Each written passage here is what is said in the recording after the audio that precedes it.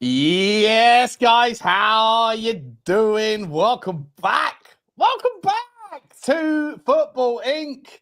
We hope you're happy and healthy doing the things you love with those you love to do them with. It's Monday, guys. What a Monday, by the way. What a Monday. If you're Tottenham, if you're United, if you're Everton, if you're City, there's rat-a-ta-tas all around us. Guys, we got a lot to talk about. Johnny's back. He's no longer the father of an unmarried son. He is now the begotten father of a newly married son who probably off on his honeymoon, honey pops. Well, Johnny, he's on a mini before moon. I come into the chat, how are you, buddy? How are you doing? I'm fine, mate. I think it's called a mini moon. They're off to a mini moon before the honeymoon, whatever that is. What does that even mean? God knows, mate. I'm behind it. I'm behind it all. Let me tell you, honestly, I'm very fragile today. I finished, I wound up, I think, last night, 4:00 in the morning. We started on Saturday around about 3:00. Finished yesterday night, as I said, crashed about 4. Was up at 8. Went for a try to go for a walk. The legs don't actually belong to me. I might need to go for a foot transplant. I've been bouncing around that much today. It's truly magical. The sun shone on Loch Lomond. Wedding was just overlooking. It's beautiful, beautiful, beautiful. Couldn't ask for any more. And just like I said, I'm sure a bomber's going to be dropping on Sunday or Monday. And there it was. And just to those, just a quick one, to all those that message to Sean and I, you two, all you do is post clickbait, right? Clickbait based on absolute no facts. And what we said was, we have to talk about what's been reported, rumored.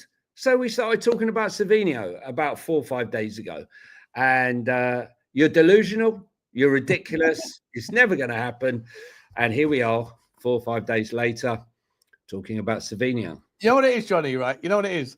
I feel like I'm cursed, right? I feel like I'm cursed because on the Spurs talk show, you know, I'm never someone that even bother. I'm not an ITK. I don't know anybody.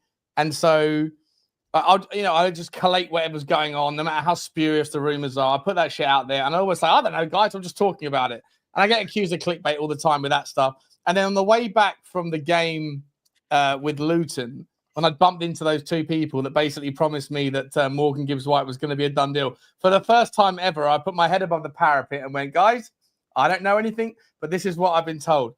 And as soon as I said that, it obviously, within a couple of hours of me posting it, it became obvious what actually happened. I was mudded, correctly so. With this particular story, mate, I actually think, I can't remember whether it was on, when it came to the Savinho story, Johnny. I don't think I've ever dismissed a story, whether it was here or on Spurs Talk Show. I can't remember whether it was on, which one it was on, but I don't think I've ever dismissed a story quite as quickly as I dismissed the Savinho story, and because I actually referenced it with a new video, which was this. No chance this happens, and you wanna know why? Last time I checked, baby pigs don't fly. Is it working? It didn't work, did it? Did it work? It did work. It worked. Oh, it didn't work for me. Oh, sorry. It worked. Listen, all I can say is, look, the fact of the matter is, guys, that, you know, I think we were so resigned to the fact that Spurs don't go big, don't go hard. That's what we've been accustomed to sort of thinking, that we sort of dismissed it. You know, why would Manchester City sell a player who, let's be serious, like when he's come on, he's looked very exciting. His shooting can improve, but, you know, he's got a great left foot. He's a great talent, but makes me think, Sean, we're funding Rodrygo, yes, sorry. Rodrygo. That's fine, though. That's fine, mate. That's absolutely fine for me. I don't care. We're not going to get Rodrygo. Like, respect the pecking order of the politics. We ain't going to get him. 100%. If Man City can use it to get them, so be it. Fair enough. But, like, if it's a case of nobody or Savinho, and in order to get Savinho, Man City get Rodrygo, like, okay. You know, it is what it is. What's good for Tottenham? Rodrygo is never going to come to Tottenham, therefore it's irrelevant. Savinho is good for Tottenham, Johnny, right? Yeah, I mean, look, I think in a way it suits us that he didn't score that many goals last season, because had he got a bet at GA, we'd probably be looking at 50, 60 million or 60 million or what have you. And bigger clubs would have come in for him. I don't think the rumored 70 million is what we're going to pay. If I'm brutally honest, I don't think that number is going to be the number. And I also don't believe that signing him will rule us out for 10. I think this has got nothing to do with the other signing. I've said this, look, Spurs are going to spend money. Said it for months and months and months. And if we spend on the money on Savinho and we then go out and we buy Eze, I don't think people can actually say it's a terrible window. I think Savinho is actually a better player than Kudos, personally. I'm not saying Kudos is a bad player, but I think Savinho, his heights and his level is going to be of a higher level than Kudos. Interestingly, Sean, they both want to play on the left-hand side. So how does that work? Why would you sign on the right-hand side? Well, they play on the left or the right. You see, that's the thing. Kudos wants to play on the right. Savinho played on the right for Manchester City. He played on the left before. I would imagine that Kudos wants to play on the right and Savinho will be okay playing on the left. And then if you go and get an Eze in the 10. Although, I want to ask you this. In fact, there's by the way, guys, I haven't even asked you that there's 425 people in. We're only 6 minutes into the show and there's 450 people in. Have you missed us? Have you missed us a little bit, baby? We appreciate you guys. It's like when I haven't seen Bugsy for a couple of hours, when I popped out down the pub and I walked back in and Bugsy's going, oh, hi. Yeah, and then she's like, what have you done for me lately? Well, what we're going to do for you lately, guys, is we're going to give you some good content. But what I need you in favour of that, rather than wagging your tail, don't wag your tail, smash the like button. Very easy to do. Hit the subscribe. I haven't asked already. Hit the subscribe if you haven't already. Hit the notification bell. And drop them comments thick and fast. If you're new around these here parts, let us know where you're from and who you support. And we appreciate the super chats that hopefully are going to kind of drift their way in. We got one already. Quickly, Cat Fun. Good to see you, mate. Big up, gents. So buzzed about Savio. I mean, we all are. I was giddy I was giddy yesterday, Johnny. Giddy up. Listen. Apparently, from what I've been told, he's already spoken to Pep. And Pep says, if you want to go, I'm not going to stop you. I'd like you to stay. But if you want to go, I don't want to keep anyone who doesn't want to be here. Understands why he'd want to go to get game time for Brazil next year to play in the World Cup. Understand that. And this is his chance to stake his place because he's not guaranteed of a starting place at Manchester City. But he would only come to Spurs if he's guaranteed a starting place. So that means that Matthias Tel would be backup. That's a bad thing because it gives Thomas Frank time to work on the elements of Matthias Tel's game that he really needs improving. The right side, you got Kudos, backup Brennan Johnson, who really needs to start to learn how to go past people now. He's going to have competition. And if you want to get your place back, then you're going to have to be doing the work. You're going to have to be a bit braver. We all appreciate the goals he scored, but you're going to have to do more than that. It's listen, it'd be a great deal for Spurs. I don't think it's the 70 million everyone's talking about. There's no way Daniel's paying that money. Well, actually, mate, here's the counterbalance to that, and it's a weak counterbalance. It's a weak argument, but have you been paying attention to the content that's come out regarding Thomas Frank's takes from his Soul interview? Have you seen any of the kind of I mean, I put out a few videos about this. I believe, and I'm inferring here, so I could be wild off the track here, but I believe, based on a bunch of different kind of like weird comments, that Thomas Frank doesn't think that Johan Lang is up to scratch, and that he's walked in and thought this is nothing like the level of efficiency and kind of optimization that I'm used to at Brentford. But it's 7 years. It takes 7 years to build that level of efficiency. He's been there 7 days, 7 weeks, whatever. And so he's basically saying, I don't want to come out and say that Brentford's is better, but it was very, very good, which I believe is a way of saying it's fucking miles better. And so I'm inferring from all of that, especially when he elaborated and said, like, we're in the market, but I don't just want to sign anybody. It has to be the right person. I'd rather wait.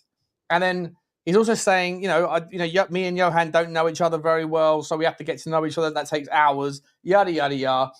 And then the Romano tweet that said, this is Thomas Frank's 100% first choice. I believe, reading between the lines, that is a pretty clear-cut signal of Thomas Frank has said, I don't want this guy that you've just offered me, Johan Lang. I don't rate him. Don't rate him. He's not what I need. You don't know what I want. What are we doing here? And then Levy or Vinay or whatever's gone, oh, who do you want? Okay, so if it's not this, who do you want? And he's got, I want Savinho. He's a perfect example of what I want. And then Daniel Levy or Vinay, whoever else has gone, all right then, because of the noise, because of the anger, the frustration that's in the zeitgeist, hey, City, any chance you want to sell Savinho? Not to you, Daniel, to be honest. What about if I was to get you somewhere around 50, 60, 70 million mark? All right. Okay, well let's have a conversation. I think that all of this noise screams out loud to me that Thomas Frank is sitting there going, Johan Lang doesn't know what I want, and it's going to take a long fucking time for him to figure that out. So for now, I need someone above me to sit there and go, what do you want, Thomas? Let's just give you one, and that they've gone out and bid to a level that's above the order, where Manchester City, that's the quote, right? Manchester City, when they had no intention of selling him, but they've offered a number, Johnny, that is too large to dismiss, if that makes sense. I think that we can read into whatever we want. We're just here to fill in the gaps. But the truth of the matter is, on the trip to Hong Kong and in Korea, the two of them were often going for walks on their own. What they were discussing, Thomas Frank and Johan Lang. I mean, they're friends from a long time ago. Maybe they're going for a walk and saying, you know what, Johan, you're all right over there. But the truth of the matter is, mate, you're not really cut out for this level of Look, we all know that the main man is the Don. And I don't think anyone is madly in love with Mr. Magnolia. He's got the personality, as I said, of Magnolia wallpaper. It's just just quickly. I don't see it. I don't see. But my logic that I just spoke about was not dissimilar to yours. It was more around that Thomas Frank, in as much as speaking to the press, has basically said without saying. He's trying to be polite, but he's basically saying what I had at Brentford. Everybody knew what I wanted. Everybody knew their job. Everybody was on the same page. At Tottenham, that's not the case yet, and it's going to take a long fucking time. Well, I think there's been a lot of changes at Spurs over the summer. There was a lot of things that Ange changed at the club, which, I'm not going to go into that, but let's just say they were detrimental. They're going to be put right. I don't think maybe he was talking about Johan Lang per se, but I think he was talking about the communication between all parties so that everyone's on the same hymn sheet. I'm not throwing him under the bus specifically. I don't know if it's particularly Johan Lang, although I'm not a fan. I'll make no bones about that.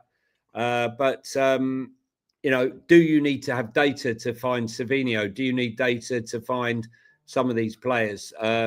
The only one I'm going to give it to for him is Bergvall. Other than that, it's been unremarkable.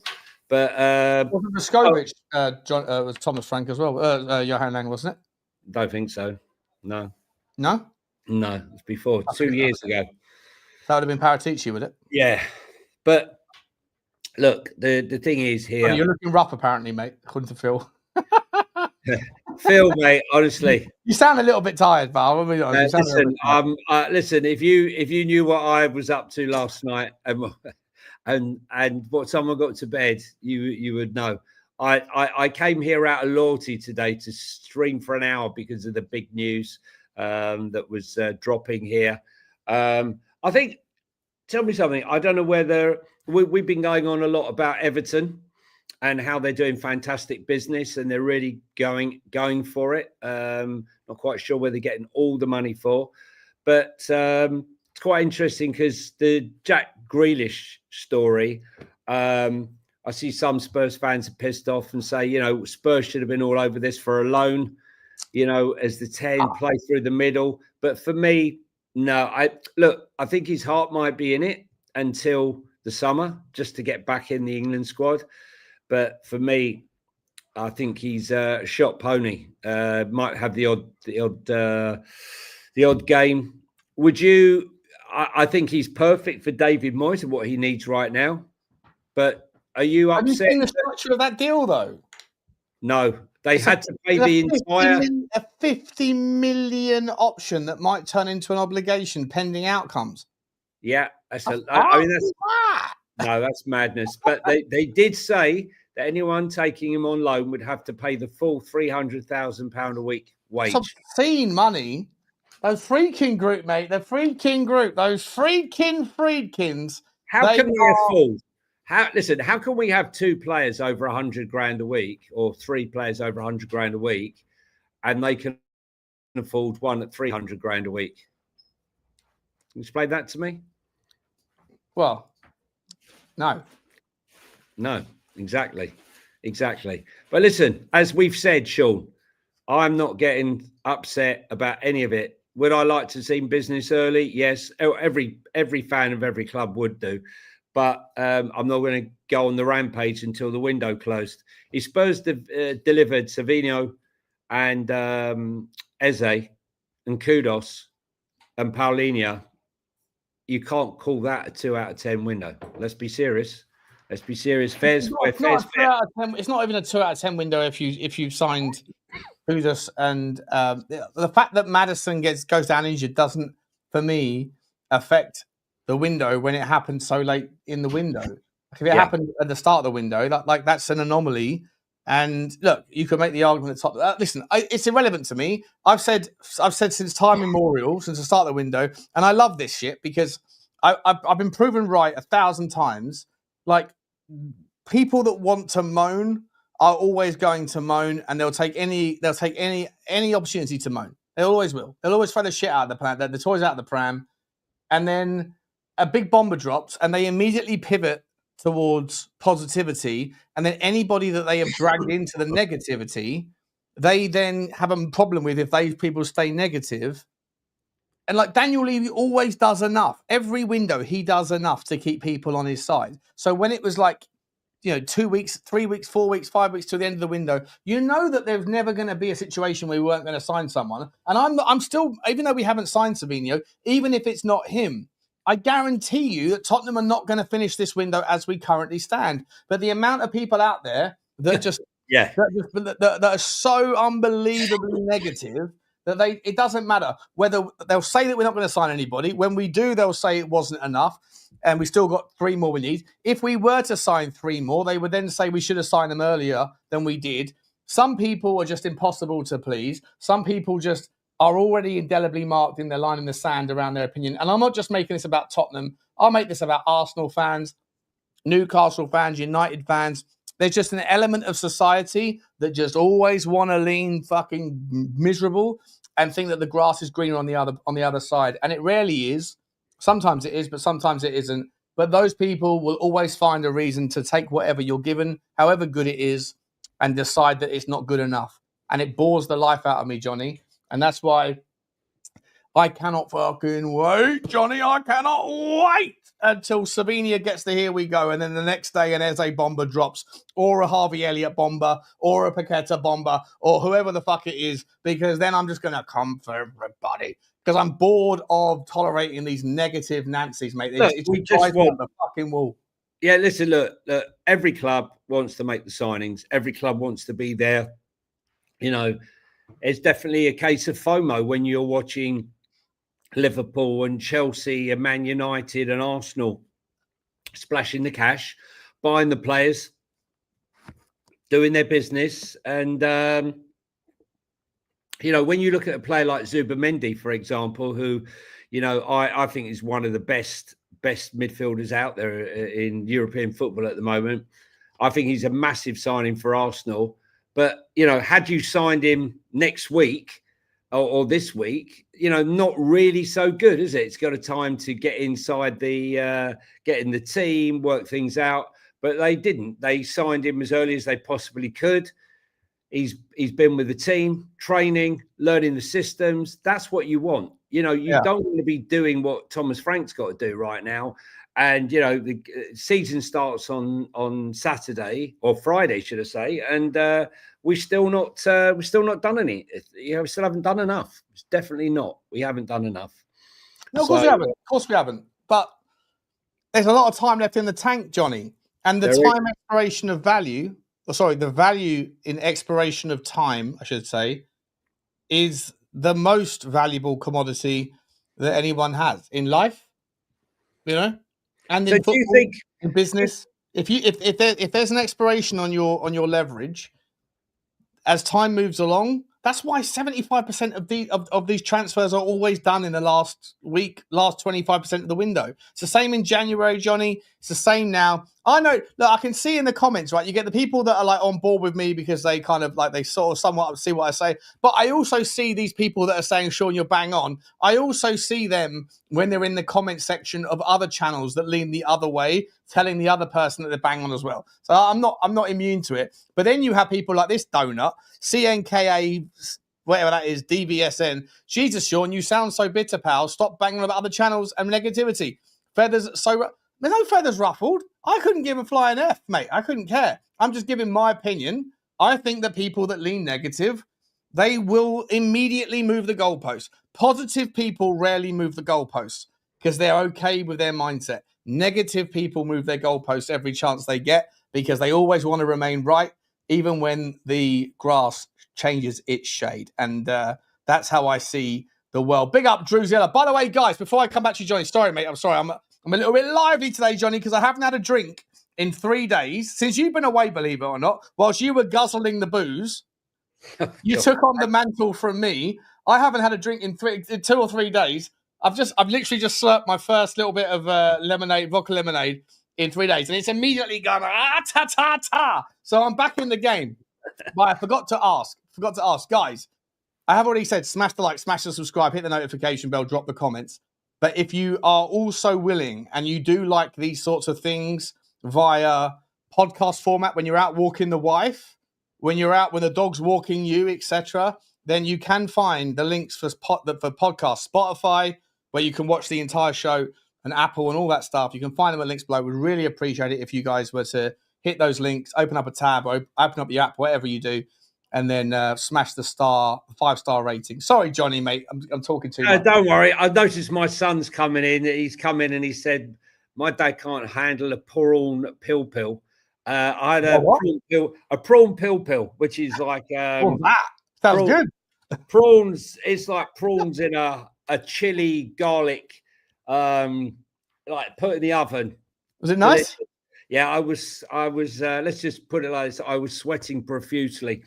Going back to football, Arsenal, do you think that they've moved away from Eze and Rodrygo, and they are definitely going to pounce and buy Atlanta's Lookman? Yeah. Well, I'm not sure about Lookman. Yeah, I mean, look, man. I don't know. I think the Lookman story is odd, but I definitely think that Eze they're not interested in him anymore. And I have to ask you this, Johnny, and I'm not asking you to bring in your own particular knowledge on this topic because I know you can't, and I know you have it. Yeah. But there is a lot of, not to make this about Tottenham, guys. We're done with Tottenham in a minute. If you're not Tottenham fans, then just bear with us. But everything comes back a little bit, Johnny. There's loads of people out on Twitter today, people that know a thing or two about a thing or two, that are saying, or claim to, that are saying that Eze might not be Thomas Frank's first choice, despite him being the fans' first choice, on the argument that if he gets Savinho, and he has Kudus, and he has people like, I don't know, for example, Solomon that are cop blocking, and Johnson, and yada, yada, yada. In a 10 role, you need a passer. A primary passer, rather than someone that is whilst they might be able to pass, the best of their abilities is in dribbling and they make the argument that Eze is his first instinct when he gets the ball on the half turn is to turn and run rather than to do the kind of locksmithing. And so I don't necessarily agree. I don't disagree with the notion, but I don't necessarily agree with the suggestion. The suggestion is that Thomas Frank might not want Eze more than he wants someone like a Nico Paz or someone like a Harvey Elliott, or God forbid, even someone like a James McAtee, because they are more inclined to do something with passing. Sorry, I'm not going to listen to it. Right? Eze picks up the ball, he shields the ball, and he carries the ball, and he unlocks defenses. He unlocks low blocks, and is exactly what Spurs need. Was he Thomas Frank's first choice? Obviously not, because he didn't go for him, first of all. So the truth is, yes. But the truth is also that clubs don't want to play Parish. We all know that Parish, like Daniel Levy, is probably the hardest chairman to deal with in football. So you can imagine those two sat on either side of the table. But I think you can clearly see that Arsenal, widely reported, have refused to meet Eze's release clause. Now, if they refuse to meet it, and others have refused to meet it, because let's be honest, he's a very good player, he's a terrific player, but 68 million is too high for a 27-year-old. It is too high, and I think it is. I think he's a top player, but I think that. Well, Harry Kane carried 100 million quid. That's Harry Kane. He's a very good player, but he's not Harry Kane, is he? But look for me. You sign Eze, you sign Savinho, you're fine up front. Yeah, the rest will come. He'll unlock your doors for you. But do you at least acknowledge, or do you disagree fundamentally with the argument? And I'm not making it, by the way. I'm just representing someone else on Twitter. A lot of people on Twitter that are saying this, that Thomas Frank might not want Eze because he wants Savinho and because he's got. No, they're separate deals.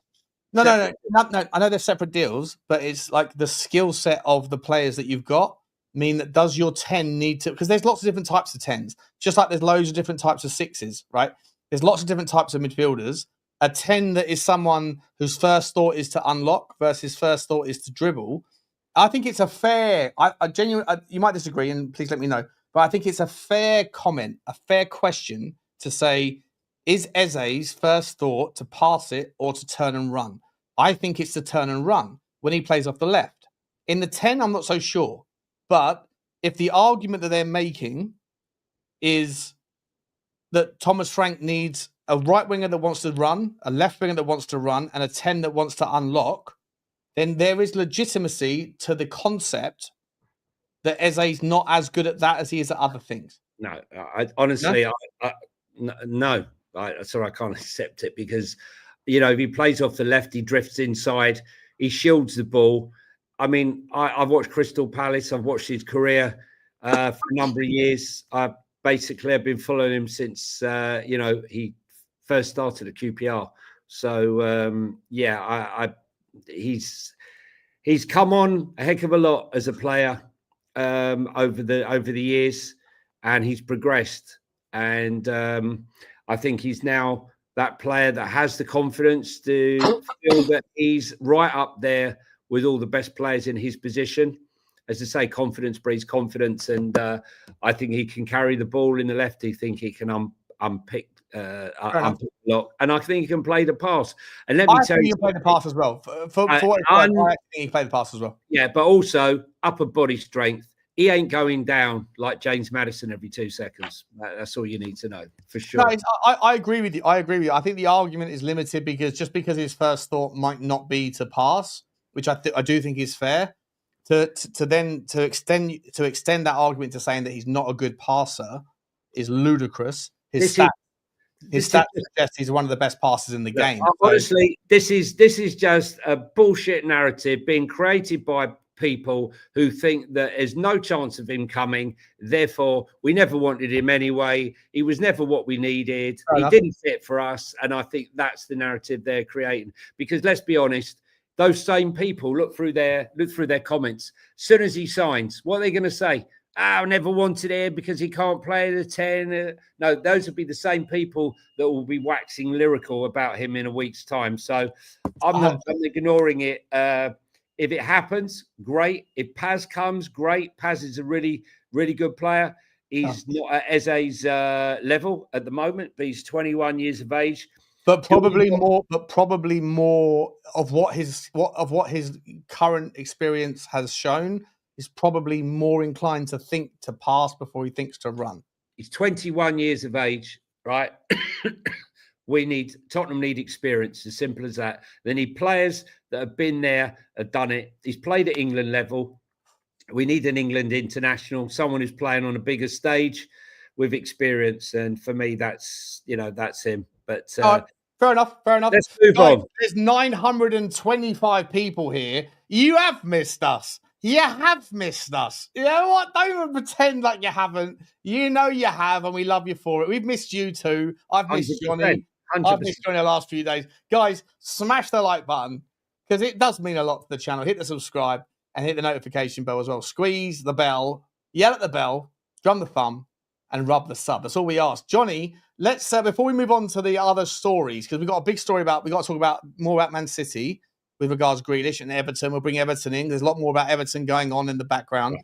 But before we do, just to finish off the current kind of maybe domino effect of Manchester City, people are saying, why would Manchester City sell Savinho? And the argument is Rodrygo. Rodrygo, yeah, 100%. He's not going to come to Spurs. Arsenal were, inquiring, but it wasn't sexy enough for him. Listen, I think Rodrygo needs to leave Real Madrid. He's fighting with two massive egos in Mbappe and Vinicius Jr. And then you got Jude Bellingham. I think there's too many personalities there and he's not getting his chance to show, the true player that he is. And I think Man City would be a fantastic move for him and a fantastic move for Manchester City. They'd be swapping a player with great potential and getting the money in and swapping him for a player who's oven ready, really, I would say, a lot further on in his development. And he's going to cost a lot more money. He's probably looking at about 90 million euros. Probably. That's the thing, though, mate. Is he going to cost? Because I think the argument here, and if I'm Daniel Levy and I'm trying to smooth over sort of troubled waters, I'm going to say, look, we can't get Rodrygo. You can. I'm going to say that, but that's the kind of narrative. That's the unspoken rule here. So if we give you 60, 70 million quid, or whatever it is, euros, to make you set up and go, okay, then they can take 80% of that money and go and get a Rodrygo that we can't get. And at the moment, I don't see Tottenham and Man City really competing. Not yet. Maybe in a year's time. No, City sold Cole Palmer to Chelsea because they probably felt the same. Like Chelsea weren't really a threat at the time. Look how that worked out. So, for me, I'm like, if I'm Manchester City and they've got a history of being okay selling good players, it's not a bad way to. No, but that's why it's a good move for Spurs. I don't want to keep coming back to Spurs because I want to talk about all the clubs, but that's why if you look at Manchester City's selling record, and you could make two Premier League teams, very good Premier League teams, of players that Manchester City have sold over the last few years. I mean, Trafford, would have been in goal. He's just come back. But just look at them, the players, Cole Palmer, Douglas Luiz, Morgan Rogers, the list, Pedro Porro, the list is endless. Go and look at it yourselves and see. So, I see lots of comments, well, they obviously don't rate him. It's nothing to do with that. It's like... Oh, you can tell by looking at Twitter how much the Man City fans are not up for this particular transfer. They rate him above Doku. They rate him above Oscar Bob. Foden maybe needs a bit of a regen. But look, I'd love it if this one came in. And I feel like it's going to happen. I don't know why. I've got a feeling it's going to happen. But we might be mudded. We might be mudded. Maybe Pep Guardiola's playing the long game, that revenge is a plate best served cold. Jonny, let me just finish off the story here with regards to Jack Grealish, because one of the arguments why they shouldn't sell Savinho is because, or they should sell him is because of competition for places, but they could sell him. Well, Jack Grealish, right? He's gone to Everton on a free, but that's how do you is that a good move for Everton? A free, yeah. Oh, a loan. It's a massive. Yeah, it's a loan. massive 300 grand a week. Full pay up the that plus no doubt the loan fee on top. Everton are going for it. I mean, look, they have lost a few players that gave them long minutes, big minutes last season. So that has to be replaced.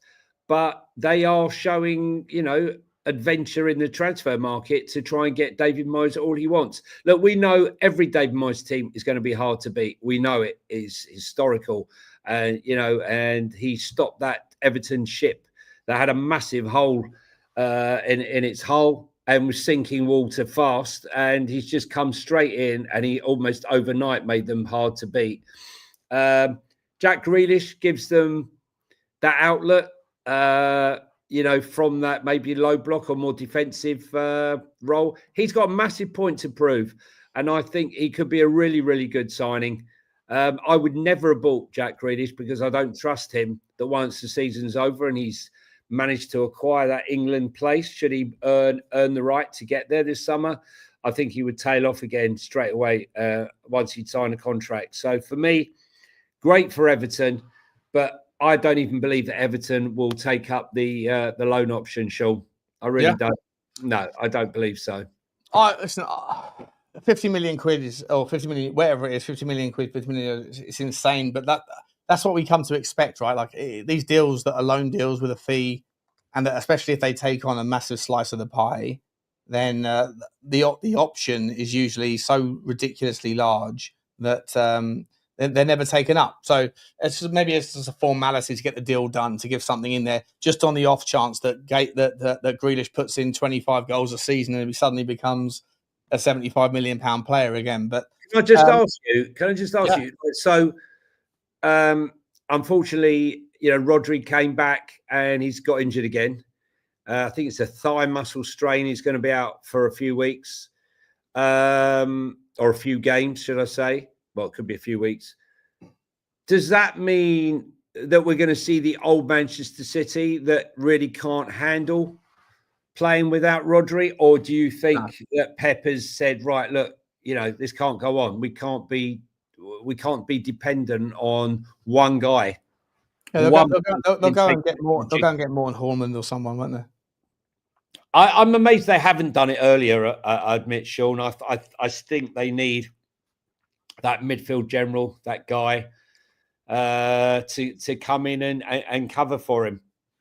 I think they're going to get more on Haaland. I think that was always part of the plan, but there wasn't that pressure to do it now because they can get that. It's a succession planning thing rather than an immediate impact thing. But now that Rodri's gone down, they're probably now sitting there going, "Shit, we're going to buy him for 60, and now we're going to have to pay 75 because Varandas is an absolute nightmare." Which is probably part of the reason why they're more likely to let Tottenham take a player like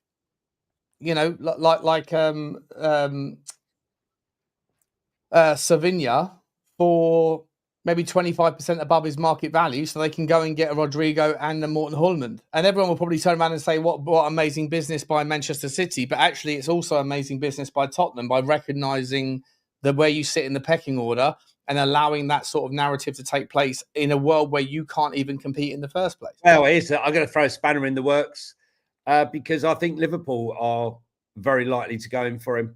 And quite honestly... For Rodrygo or for Haaland? I think Liverpool could well go in for him.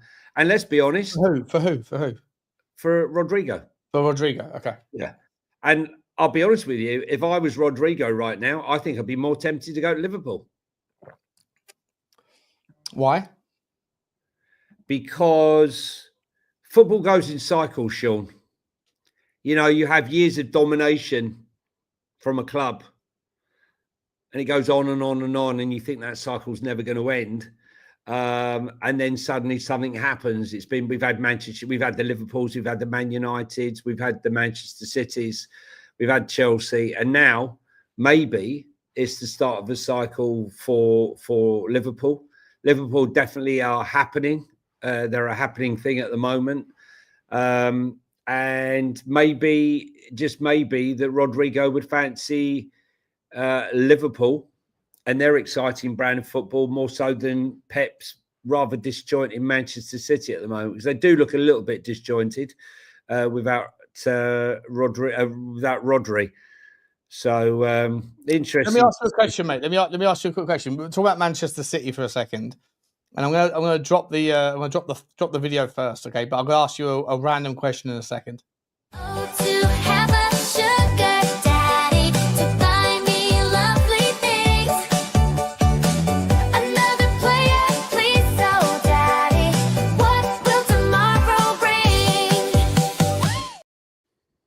How much do you think that Chelsea have set the asking price, according to reports, for Cole Palmer amid Manchester City link rumours? Right. So here, do you know? Right. Can I just say something? I want an apology from a few people. You know you are, right? Yeah, go on. I stated that Estavo, who's come from Brazil, is the best ever player. Will go on to become the best Brazilian player to ever come and play in the Premier League, right? And he was courted by Real Madrid. He was courted by Barcelona, and I said that the only way Chelsea managed to convince him to come there is because they promised him to wear the number 10 shirt. Yes, he can play on the right, but he wanted to play as a 10. Now, I said, if that is the case and they managed to sign him, what would that mean for Cole Palmer, right? And everyone just said to me, you are joking. Don't be stupid. There's no chance that this kid is going to usurp Cole Palmer. I said, no. We spoke about it just the other day, did we not, Sean, a few days ago? How much would Cole Palmer be now on the open market? Because Chelsea, or as I call them, eBay FC, are quite happy to trade them, because let's be honest, they bought him 45 million. It's an absolute bargain. And right now, he's an 80 to 90 million pound player, probably. Estavo, I thought, would force him out or force Chelsea into a difficult situation. It's not going to happen in 2 or 3 games, but I guarantee you, every time Estavo comes on throughout this season, I've been going on about it for the last 4 or 5 weeks, he's just going to go, wow. I think he's the best Brazilian since Neymar. I think he's way better than Endrick, who hasn't quite done it. I mean, he was meant to be number 2 to Endrick. I'll be interested to see, because I said I thought they'd sell Cole Palmer. Yeah, not right this minute, but I reckon that they would sell him. All right. So according to a few reports that have come out, they've said that there is a price point to sell Cole Palmer with add-ons. What does that look like? I said 90 million, 85, 90 million. Okay. So according to these reports, according to Carlos, Carlos Acluno, what is it? 200 million plus 50 million in add-ons. Right. Okay.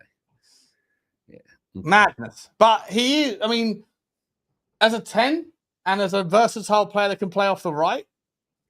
Well, that's 20 goals a season. So what I'm saying here is that if he doesn't sell him, will he push him out to the right and let Stavo, come into the middle to play in the 10 role that he wants?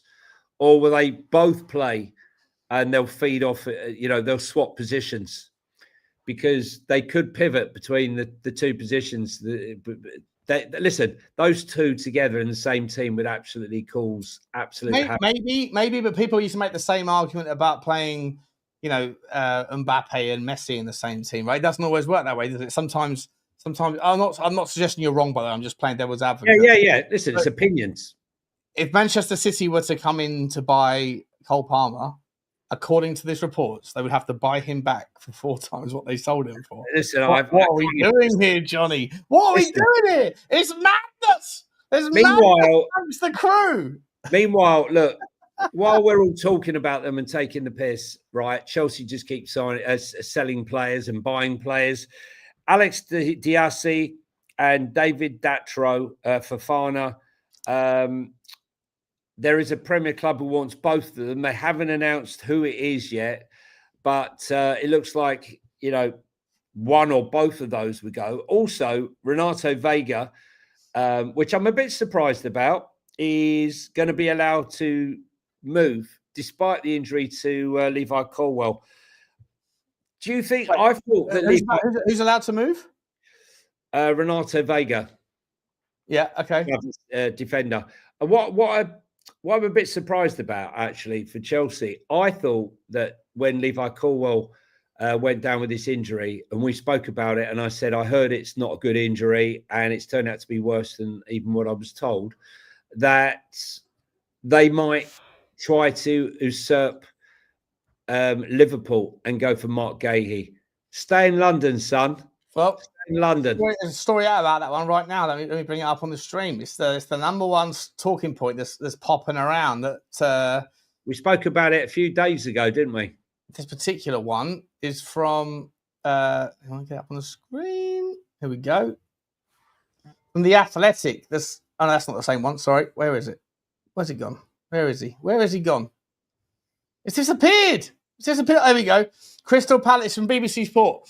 Crystal Palace chairman Steve Parish says the club will sell captain Mark Gahey this summer to avoid losing him on a free at the end of his contract.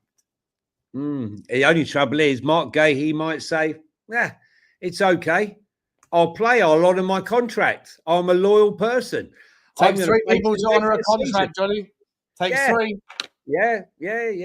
I'm quite happy to stay here. I love Crystal Palace. I'm going to fight for my team. I want to captain them in the Conference League. It's always been my dream to play in the Conference League.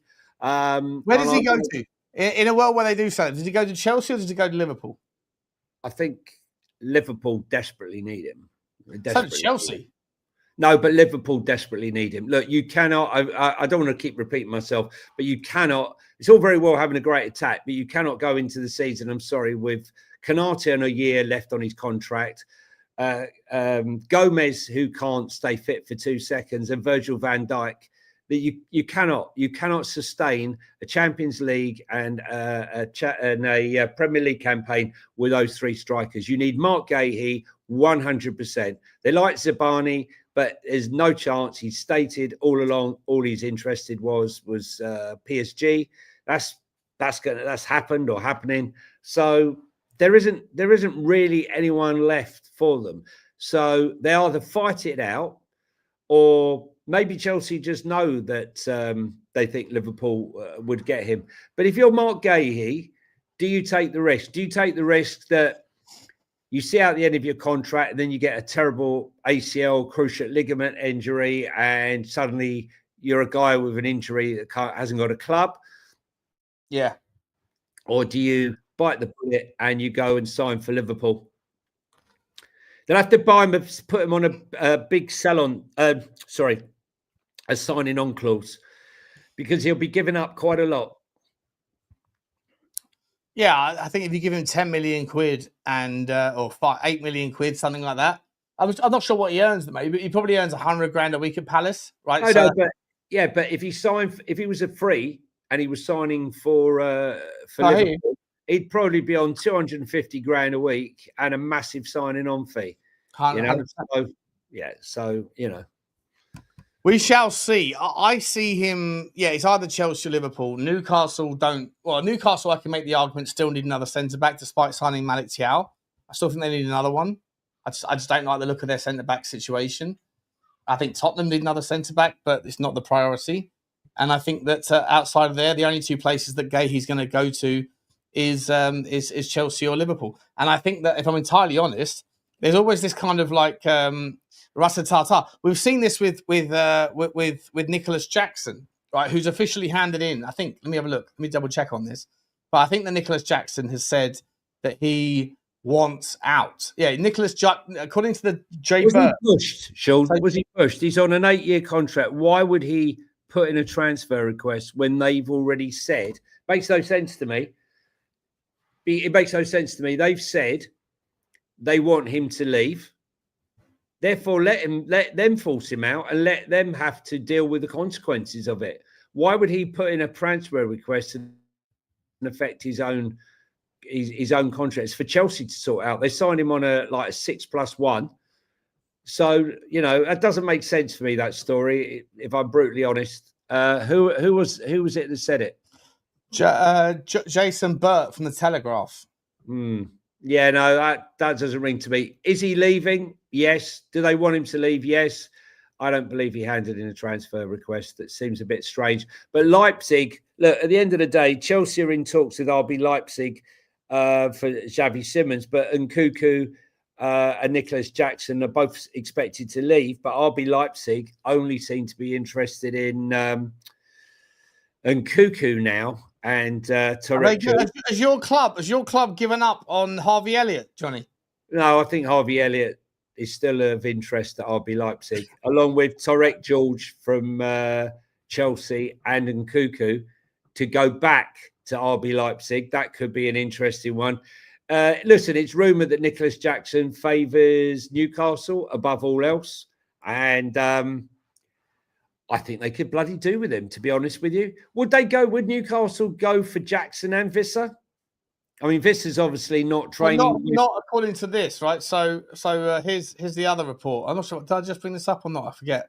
Guys, if you're in the chat and you haven't hit the like button yet, and you're here for the first time, please hit the subscribe button. Tell us what team you support and where you're from, guys, because we're growing and we're on our march now to 4,500 in 2.5 months, which is quite crazy. Couldn't have done it without you. Sorry, Sean, what were you up to? Yeah, you missed us, guys. You missed us. If you're new around here, just know, even though they're not going to say it in the chat, but if you are new around here and you're worrying about how much do the chat actually care, they missed us. So you'll miss us too if you don't subscribe. Then so the obvious answer is to smash the granny. Guys, Johnny, Newcastle are firm, according to Lee Ryder, that he's from the Chronicle up north. He says, with Alexander Isak, no big offer equals no transfer. It would take an offer of at least 150 million euros plus bonuses. Do you think that I don't even know if, in your absence, mate, I've stopped paying attention. I don't even know if Isak is back training with the team yet. I don't know what's going on there, but if he's still training by himself, the whole thing looks a little bit long to me. Look, judging by the fact that you saw a whole bunch of kids and some sort of middle-aged men with shirts that sort of might have fitted them 20 years ago, kicking his car and screaming abuse at him, I'm not sure I want to be Alexander Isak. I mean, they did this amazing mural to him, Tifo, sorry to say, at Newcastle, at St James's Park, basically showing them how much Alexander Isak means to the supporters. You've just gone and burnt all those bridges. I think it's a long road back. Newcastle can spout all of that. I wouldn't like to be him coming out. But listen, look, maybe football fans are a bit fickle. He comes out and he scores a brace, wins the game. Maybe slowly they'll start to forgive the nonsense. But I think ultimately Liverpool want to sign him. And do you really keep a player that's bitter and twisted, that doesn't want to play? I mean, look, Spurs had it with Harry Kane when he thought he was going to Manchester City and the promise, and it didn't happen. Didn't stop Harry eventually going on and doing his thing and scoring the goals that he did. But some people aren't as resilient. And I don't know. It'd be interesting to see. I think it would be foolhardy to keep him against his wishes. Yeah. That money would help them rebuild their squad. Yeah, I agree, mate. Let's carry on with the chat, guys. By the way, if you haven't already, please, as I say, smash the like, smash the subscribe. Gianluigi Donnarumma might be forced to stay in France and miss the trip to Italy for the UEFA Super Cup final. Mate, is Paris? This is back to Tottenham stuff. Is PSG an eminently easier threat without that lanky absolute giant that fills up 3/4 of the goal? What are we doing here? That's from La Parisienne. It's from La Parisienne. Yeah, listen. Yeah, but listen, look, he's been playing the game. PSG don't care. They're not playing it. We've signed a new goalkeeper, right? You go and have your tantrum. You go and have your nonsense over there. You go and sit over there. We don't need you. I actually think this is a game Spurs can win. I know it sounds absolutely, madness, but their season ended, right, late. They've had no real pre-season. So, in my opinion, Spurs should be ahead of them on pre-season fitness. And therefore, I reckon they would have a chance, more of a chance than they would ever have had in normal part of the season. But no, Donnarumma, Manchester United desperately need a goalkeeper. Chelsea desperately He's need. going to end up at one of our threats, isn't he? He's going to end up at one of our competitors. Well, I mean, listen, look, let's be honest. Madness, mate. Why the fuck are PSG bringing in Chevalier or whatever his name is, and then letting this geezer go out? What we do? I know he's got 1 year left, but like, he's going to end up at United, mate. He's going to end up at Chelsea. It's going to be disastrous. Well, look, it is what it is. There, I mean, look, we desperately need a goalkeeper in Chelsea and Man United. Whether or not they can entice him in, Chelsea, whether they go back in for a Mike Maignan again at AC Milan, or they think outside the box and go for Emi Martinez. There's three goalkeepers I think are in the mix that could move, and two clubs that I feel that desperately need a goalkeeper. One player that's still sticking his heels in, that's just doesn't want to go anywhere else, is Kolo Muani. We've spoken about him often. Lots of clubs interested, lots of clubs wanting to buy him, loan him, but he says he only has eyes for Juventus. The problem is Juventus have got their eyes on trying to produce some money. So I think they're trying to kick the can down the road and say, look, we'll loan him and we'll buy him next year, by which time we might have sold some players. But they'll be looking at about 45, 50 million euros, which they just don't have now. But maybe that's the best for them. Kick the can down the road, and maybe we can produce and so, find a player. They loaned him, I think it was 8 million euros in the January. So I'm not sure what a year's loan would be for the player, but he looks like he's going that way.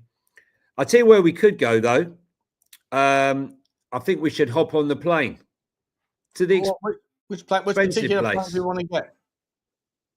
Where we going? The expensive place. The expensive. Yeah. We're off to Saudi Arabia for the next part of the show. So Al Nassr have now declared they have no interest in Ferran Torres and are instead confident of signing Kingsley Coman in the next 24 to 48 hours. Did you really think that someone like Kingsley Coman? I mean, I was watching him when they were ripping Spurs apart the other day. Quality player. 35 million euros. Yeah. I mean, I know what you're going to say. I'll save you the bother. Yeah, he's just chasing the money because it's that side of his career, but he's far too good to be going to that level. Have you all seen that unbelievable top four at Al Nassr? By the way, mate, we'll just bring it up for you in the Welsh accent. Have you all seen this? Have you all seen this? Look at that for a front four for Al Nassr. Right? Can you see it on the screen? Can you see it on the fucking screen? I think you need to scroll up a tiny bit. There you go. No, Ronaldo, Sadio Mane, João Felix, and Kingsley Coman. Tell me a front four in football that is as good as those three. Oh. I mean, listen, when money's no object, I just think he's too good to be going out there now. It can only be going for the money. It's as simple as that. Ferran Torres wants to stay. Can't understand why he'd want to go to Saudi Arabia at this time of his career. But it looks like he's going, and good luck to him. Not quite understanding why a player of that level is playing Champions League football, and he's obviously going to starting player. So does that mean that Bayern Munich will come back in? They'll need more players. So who does that, who does that mean that they might have to go and purchase? Well, Koeman plays, what's he play? As a sort of 10/right winger? Plays in 2 or 3 different positions. So I don't know. I mean, all right, listen, Bayern Munich absolutely smashed us to bits and probably got some great kids coming through. But, Musiala's out. They sold Sane. You know what's terrifying, mate, is that I could almost see Savinho getting the gig to go to Bayern Munich. Why not? Why not? It's a bigger gig, isn't it? It is a bigger gig, bro. It is a bigger gig. And that's the pecking order of politics. I have to do a little jingle on the pecking order of politics because we haven't got one that quite matches up. Is there any stories coming out of our second teams, Johnny? Anything we got to drop? I'm pretty sure if we go all the way back, I'm pretty sure that Foxy's first contribution tonight was all about your team, Cremonese. I'm scrolling back up. 0-0. In fact, it was Nathan, wasn't it? Wasn't it Nathan? Someone brought in a Cremonese. I think it was Nathan. That we drew 0-0 at home. A very impressive 0-0 draw. Good. At home. I've ordered my Cremonese shirt. It should be with me soon. And I'm promised if we can avoid relegation, it will be an absolute miracle. Do you want to do the super chat, Shawnee? Yeah, let's do some super chats. We've done this one already, haven't we? I think we've done this one from Cat Fun. Big up to you, my man. Ross Pearlstein, big up to you. He says, "Hey, Johnny, a huge muzzle toff to you and your family from Rob." Thank you very much, buddy. Rob. Thank you very much. It was a special day. I'm feeling a bit worse for wear. I should probably collapse into my bed as soon as this is over. I got more. By the way, guys, we're redirecting straight from this into Spurs Talk Show, and then from the Spurs Talk Show, we're redirecting straight into the Spurs 5. So I'm with you guys for the next fucking 9 hours or something. So I hope you guys can follow suit. But to hang around. Appreciate you, Ross. Steve T says, "Afternoon, choo-choo from Egham. Just down the road from me. Be up to you, Egham Steve." Local boy. Getting excited again. Yeah, we should be getting excited. We should be getting excited. 100%. 100%. It's a top. 100%. It's a top player. Exciting. Lubo her up. Mr. Pox Office, you changed your name once again. Big up to you. Thank you very much for the super sticker. Choo-choo. Lubo her up. Appreciate you, mate. And Dean Law is coming over the super sticker. Thank you, Dean. Appreciate you, mate, very much. Indeed. Lovely, lovely people you all are. And also Dean Husen from deepest, darkest Peru. I still don't know why we call it deepest, darkest Peru. John, you have to enlighten me one day. But from That's you, where Paddington Bear was from, mate. Deepest, darkest Peru, wasn't it? Paddington Bear was from Peru. Yeah. Was he really? Yeah. You see how things that like cultural norms that start before the globalization of the internet. And people go, "Oh, he's from miles away. Where's he from? He's from Peru." Now you know what Paddington Bear is really like. You go, he's not really from Peru, clearly. He's got an English accent and he's dressed like a bear.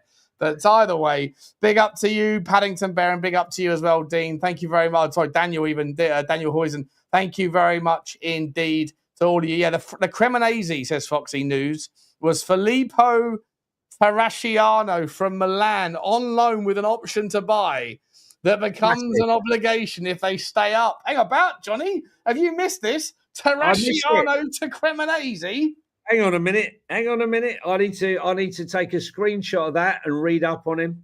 Listen, I had to have a break.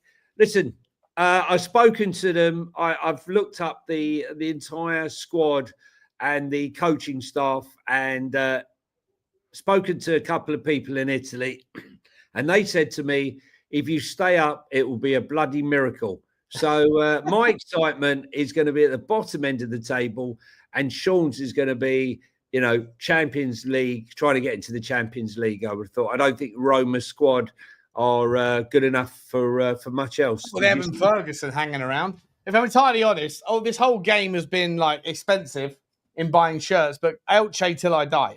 Elche's my team. The rest of them are kind of like, I'll get rid of it. I'll get rid of Roma. I'll get rid of Hamburg and stuff.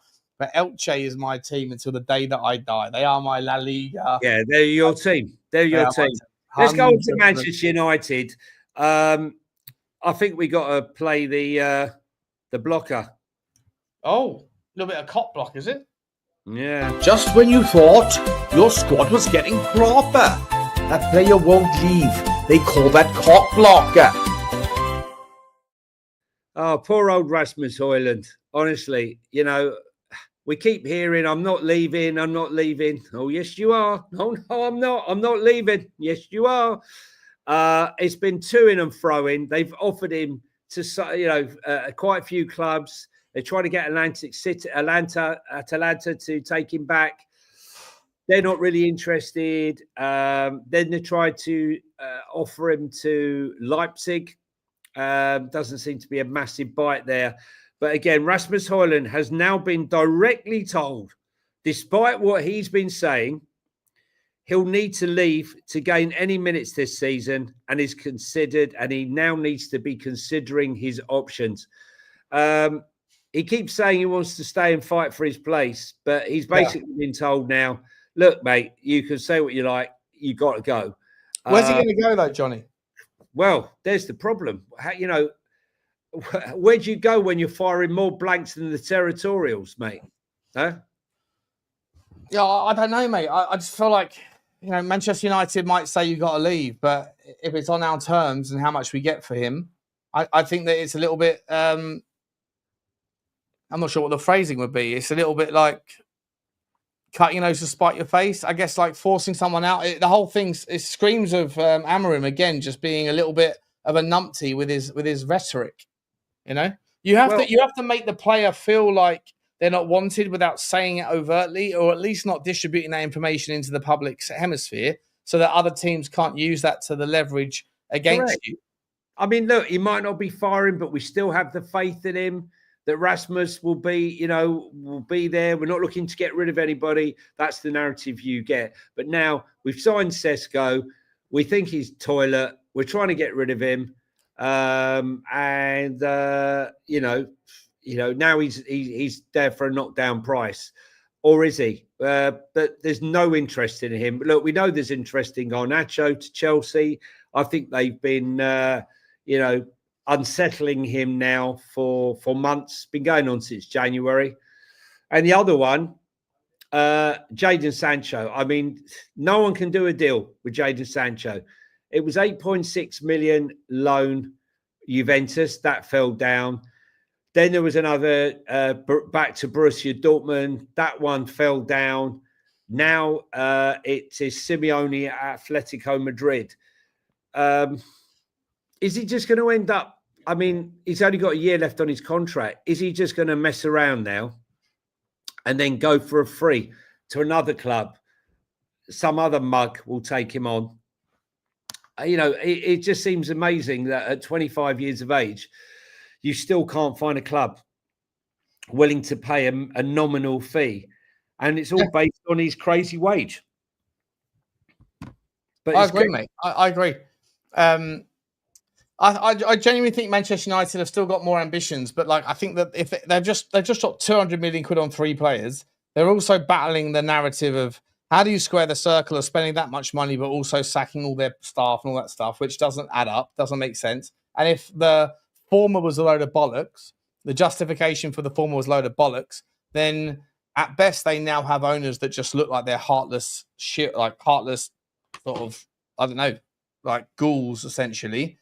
But in any event, they still have players that they need to get rid of, and they still have more players that they need to sign. Other than having some sort of unspoken financial investment that's come in that we don't know about, whether it's like a new like a stadium sponsor or something, which it doesn't make sense. The whole thing doesn't make sense to me, and so we shall see how it works out. By the way, mate, another little story out. Just a player that we've spoken about a few weeks ago, Raspadori of Napoli fame, has actually ended up going to Atletico Madrid. Atletico are really putting together a good window. Like they don't fuck around at Atletico Madrid. They never seem to have the money. Hang to on, pay for hang the on. top players. Let me stop you there, right? No window is great when you sign Clement Longley as a centre back. That's true. That's true. That is true. But but you know what? They were talking about saying that they thought they could get Romero for 50, but they had 200 million quid to spend or 200 million euros to spend. Yeah. I feel like they've gone about it, mate. They've spent a lot of money this window on some really good players. How is it that Raspadori is worth 26 million euros to Atletico Madrid? Yet if Tottenham or anyone else was looking at signing him, he'd be double that money, wouldn't he? Because it's the way it is with the Premier League. It's the way it is. We all know it. We are the Saudi Arabia to Europe. You know. Yeah. When we sell a player, they haven't got any money. When we buy a player, it's telephone numbers. It's the way it's been. We finance the rest of Europe. Without the Premier League, they'd fall flat on their face. Can I just give a big up? Right, we haven't mentioned it, and this is Football Inc., and we should have mentioned it at the top of the show. Big up Crystal Palace for beating Liverpool in the Charity Shield.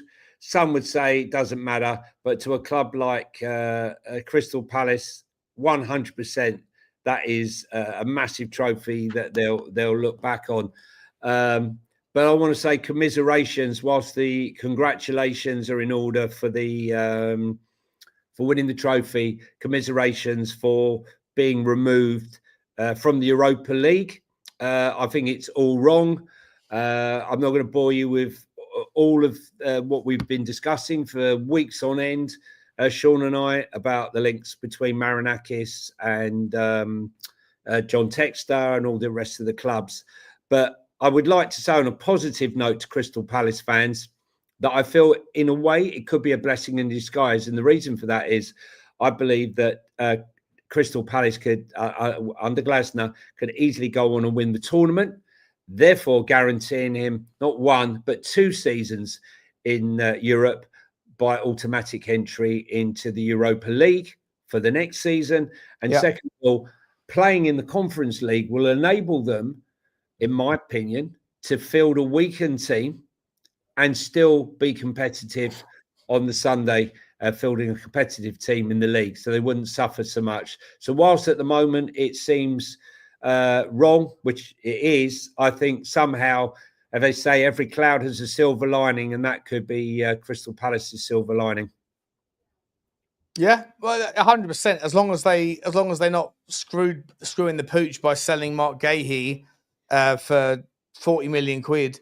You know, if Palace are really desperate to sell him, what will be really interesting is whether someone like Tottenham were to go into Palace and say, we need Eze, and we also, like, to make things a little bit smoother for you, how about we give you 120 million quid for both of them? Right. And then that sorts Tottenham out, by the way, for the next 5 years. You don't got to worry about certain things. But instead of doing that, Tottenham won't do it. I know that it's more complicated. I'm never someone that simplifies the process for the sake of an argument. But how much do you think Liverpool will be leveraging the fact that he's got 12 months left on his contract to under-egg the pudding? And would there be any benefit in a team that Gahey doesn't want to go to? Because Gahey's not going to want to play in the Conference League. Right? Had Crystal Palace won the appeal, that he might be more willing to stay and potentially sign, right? But the fact is that they're not. So does Eze want to play at that level of competition? Does Gahey want to play? Does Adam Wharton want to I hear what you're saying about the kind of. I hear what you're saying about the narrative of, like, it might be better for them to go and play a year in Europe, win it, go into the Europa League, be better. I hear all that. It's a good point. It's well made and it's well heard, but there's the other side of the coin, which is the fact that they lost and the fact that they're playing against, Wi-Fi passwords, that maybe 2 or 3 of their top stars are going to say, now I know the outcome and what we're dealing with, I actually would like to leave. I don't think it will affect them, to be truthful with you. I think Eze and Mark Gahey are separate entities, regardless of whether they were in the Europa League or not. Liverpool is a massive step up. Spurs, Arsenal is a massive step up for Eze, and Liverpool is a massive step up for Gahey. So I don't think it influences either or. I'm actually kind of surprised that no one's come in for Mateta, if I'm honest. But probably known. Yeah, he that, was fantastic in Community Shield again, wasn't he? yeah, he's just an animal. I mean, this is a guy. This is where the top manager comes into play, because Mateta couldn't hit a barn door before Oliver Glasner got in there. Ismail Sarr. Glasner's the best asset at Palace. Let's be honest. Yeah, Ismail Sarr. It used to be Dougie Freeman with his recruitment, but he's gone to Saudi. But yeah, you look at Ismail Sarr. You know, great start to his career, fell off, and now he's doing it again. He's doing it again. Excuse me 1 second, guys. Excuse me 1 second. Carry on, Johnny. If you got to go, okay. Go on. I was going to say, it's the perfect time to round off, mate, because I've got to go for a dump before I start on the Spurs talk show in 8 minutes. So, if you got everyone hit the subscribe button, oh, how topical that Sean should talk about a dumping screen. Can we have a dumping tune? No, if you're going to disappear for 8 minutes or something on the phone call, no, that's fine. better round it off now. That's all I'm saying. Yeah. Okay, that's fair enough. Guys, sorry, everybody. Guys, if you're in the stream for the first time and you've hit us, please let us know who you support and tell us where you're from, and hit the subscribe button. Doesn't cost anything, guys. Only about 45% of you who come through these streams actually subscribe, which is crazy because we're having thousands that come through. And if all of you started subscribing, or a larger percentage, we'd already be on 5,000 subscribers. So hit that subscribe button for us. Is that another super chat, Shawnee? Yeah, Choppy Cheese is back saying, boys, surely Savinho gets the fans up and farting.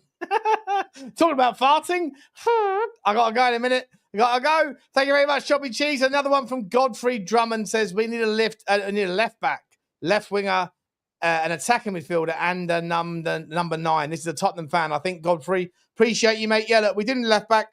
We certainly need a left winger. Hopefully that's going to be solved soon. A 10, hopefully we know where we want from that.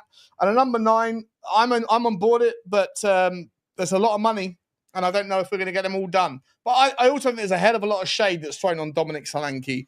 I think that Dominic Solanke is going to surprise to the upside with better support around him and less responsibility. But thank you very much, Godfrey. Sorry, Johnny, you wanted to take over the round? No. That's it, guys. Listen, I'm sorry if I seemed a little bit worse for wear. You're all good, mate. Worse for wear, or I am worse for the wear. We'll definitely be back on Wednesday. I will try to be back tomorrow, depending on my flight back to London. But we will definitely be back Wednesday before Spurs' Super Cup final. And we'll look forward to that one. We'll look forward to that. Appreciate you, Johnny. Thanks for coming on, guys. Please smash the like button. Hit the subscribe, like you know what's good for you. Hit the notification bell, drum the thumb, rub the sub, yell at the bell, and drop the comments after the fact. And if you are watching this after the fact, then you could be watching it on a far more palatable platform like Spotify. You could be listening to it if you're out walking the wife on Amazon and Apple too. The links are in the description. Guys, massive thank you to everyone that's joined us. We're back. We had 950 people in the house. Insane numbers for such a small channel. Smash the granny. We love you all. We'll see you tomorrow. Johnny, best of luck with the hangover.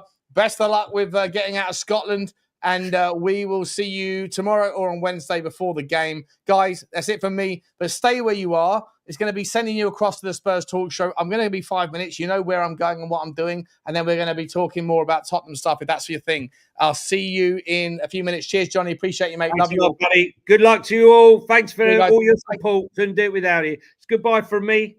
Hey, it's goodbye from him. See you tomorrow.